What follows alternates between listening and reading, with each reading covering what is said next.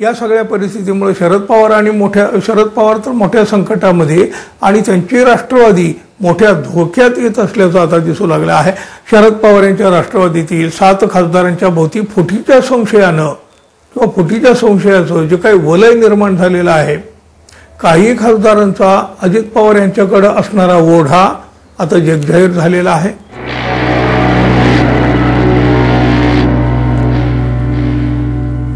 मित्रहो नमस्कार।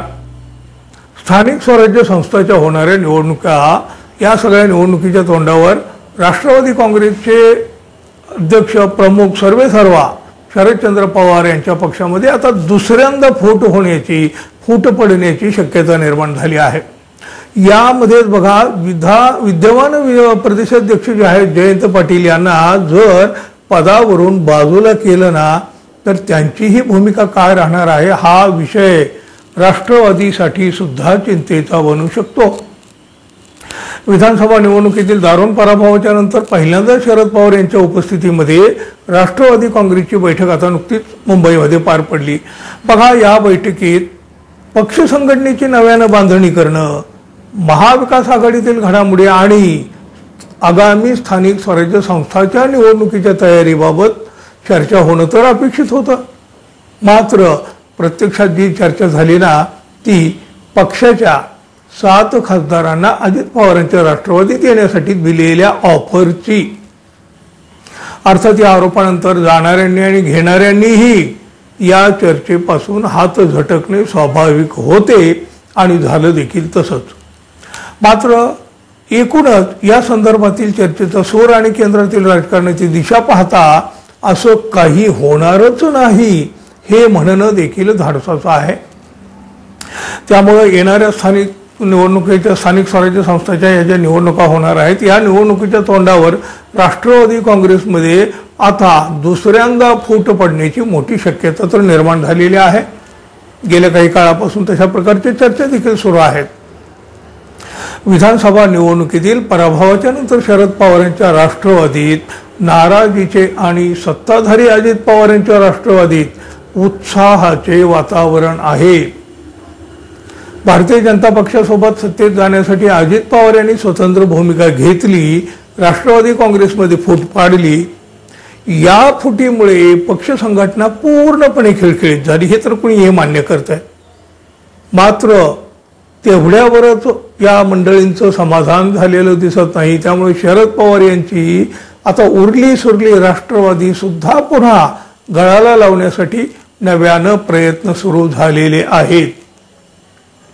अजित पवारांच्या राष्ट्रवादीला सुनील तटकरे यांच्या माध्यमातून केंद्रात म्हणजे केंद्रीय मंत्रिमंडळामध्ये एक मंत्रिपद हवं असलं म्हणजे खरं तर हवं आहेच त्यांना, पण त्यासाठी शरद पवारांच्या राष्ट्रवादीतील 7 खासदारांना सोबत घेण्याची म्हणजे खरं तर काय की ते खासदार फोडून आणण्याची अट घातल्याची तर चर्चा आहे। आता या चर्चेपासून दोन्ही बाजूच्या नेत्यांनी हात झटकले आहेत। मात्र बघा, दुसरीकडे अजित पवार किंवा त्यांच्या पक्षाच्या नेत्यांच्या भेटीगाठी झाल्या नसल्याचं कोणीही नाकारलेलं नाही। येणाऱ्या खासदारांचा योग्य तो मानसन्मान ठेवण्याची चर्चाही या बैठकीमध्ये झाल्याचं बोललं जात आहे। याच बैठकाचा गंध प्रदेशाध्यक्ष जयंत पाटील यांच्यापर्यंत पोहोचल्यामुळं त्यांनी संबंधित खासदारांना बैठकीतच आहेर दिल्याचं पाहायला मिळालं आहे। यामुळे दोन्ही राष्ट्रवादी पक्षातील नेत्यांच्या बैठका झाल्या होत्या, यावर मात्र शिक्कामोर्तब करण्यास मोठा वाव आपोआप मिळून गेलेला आहे। शरद पवार यांच्या पक्षाचे खासदार आणि आमदार या सर्वांसमोरच पुढील 5 वर्षाच्या राजकीय वाटचालीचा पेच निर्माण झालेला आहे। महाविकास आघाडी ही टिकण्याची आता शक्यता नाही। बघा, उद्धव ठाकरे यांच्या शिवसेनेनं तर स्थानिक स्वराज्य संस्था निवडणूक स्वबळावर लढण्याचा नारा देत एकला चलो रे असा नारा खरं तर देऊनही टाकलेला आहे। तिकडे काँग्रेसची अवस्था तर दिशाहीन आणि नेतृत्वहीनही झालेली आहे। अशा परिस्थितीत राष्ट्रवादी स्वबळावर निवडणूक लढू शकते का हा खरा प्रश्न आहे, तो महत्त्वाचा देखील आहे। फुटीचा हा विषय खासदारांना भविष्यात होणाऱ्या मदतीसाठी किंवा सुनील तटकरे यांच्या मंत्रिपदापुरताच मर्यादित नाही मित्रांनो, तर देशातल्या पुढील राजकारणात होणाऱ्या संभाव्य बदलाच्या अनुषंगानं देखील तितकाच महत्त्वाचा आहे. बघा, येणाऱ्या काळात बिहार विधानसभेची निवडणूक होते. या निवडणुकीच्या निकालानंतर नितीश कुमार यांच्याकडून राजकीय फेरमांडणी होण्याची शक्यता अधिक वर्तवली जात आहे आणि त्यामुळंच त्यांच्या भूमिकेकडे भारतीय जनता पक्ष आणि काँग्रेसचे, त्यातले त्यात इंडिया आघाडीचे अधिक लक्ष आहे. नितीश कुमार यांची पलटूराम अशी ख्याती आहे ना. नितीश कुमार यांनी जर काही वेगळा निर्णय घेतला तर भारतातील म्हणजे केंद्रातील भारतीय जनता पक्ष आणि राष्ट्रीय लोकशाही आघाडीला अडचण निर्माण होऊ शकते. अशा वेळी महाराष्ट्रातून शरद पवार हे महत्त्वाची भूमिका बजावू शकतात. त्यामुळं राष्ट्रवादीत म्हणजे शरद पवारांच्या राष्ट्रवादीत पुन्हा एकदा फूट पाडून शरद पवार यांना शिह देतानाच दुसरीकडे केंद्रातील सत्तेचे पारडे आणखी मजबूत ठेवण्यासाठी हा सगळा खटाटोप सुरू आहे की काय अशी शंका निर्माण झाली आहे.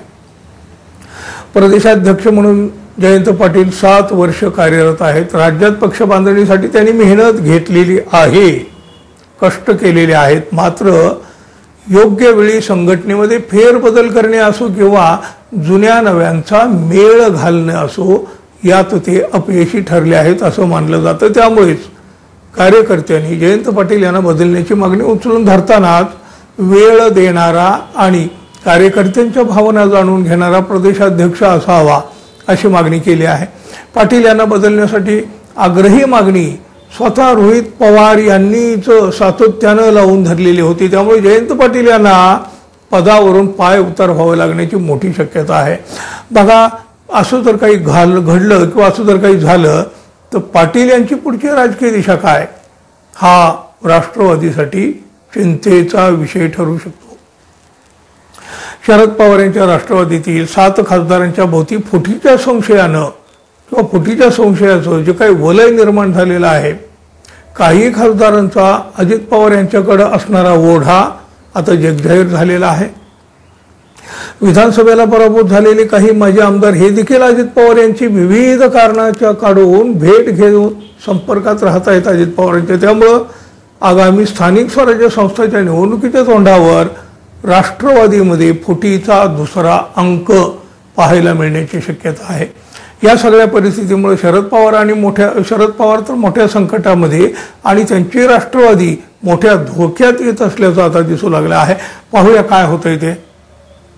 तोपर्यंत मित्रांनो, आपण आपल्या चॅनलला अजून सबस्क्राईब केलं नसेल तर कृपया सबस्क्राईब करावं ही अपेक्षा आहे. धन्यवाद. पुन्हा भेटू. तोपर्यंत नमस्कार.